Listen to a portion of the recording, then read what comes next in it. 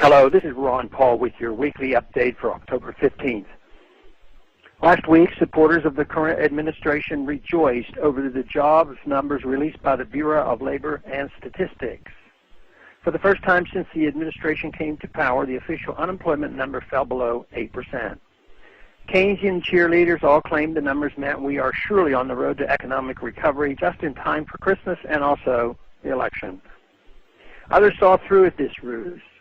The situation on the ground looks nothing like a recovery. 23 million people are still out of work or chronically underemployed. This number is expected to rise dramatically next year. The situation in Washington should not give anyone cause for optimism. Politicians refuse to look honestly and intelligently at the cause of our economic malaise, and so real solutions are not taken seriously or acted upon. It is much easier and less painful to simply recalculate the numbers and redefine the terms until a rosier picture is presented.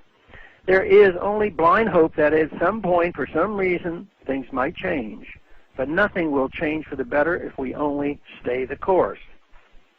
The truth is, the long-term solutions to our economic quagmire involve some short-term pain. Reevaluating the economic role of an institution as insidious and behemoth as the Federal Reserve will inconvenience some people, and those people happen to have a lot of power. Similarly, the idea of ending government programs and closing down superfluous departments will always upset someone because it means someone will stop getting a government check. No one wants to upset the apple cart, even if all the apples are rotten. Not all of the unemployed are counted in the BLS unemployment numbers. This is no secret. In 1994, government statisticians came up with the term discouraged worker to remove entire swaths of people from the unemployment statistic. Now, all the government has to do to improve the unemployment numbers is discourage people from looking for a job. Far more unintended consequences are created in Washington than jobs. Ideally, the business sector should be able to depend on sound numbers from the BLS, but smart business leaders know that trust in these numbers leads to bad decisions and failures.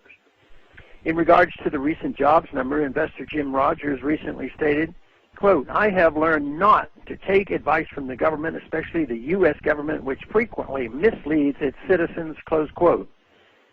He also noted the election was just around the corner, suggesting timing as an extra incentive to keep up fudging the statistics. The real drivers of the productive economy can't afford to take risks based on false numbers. This is why economist John Williams created shadow government statistics, utilizing more traditional methodologies and definitions to show business decision makers the real economic pictures, warts and all.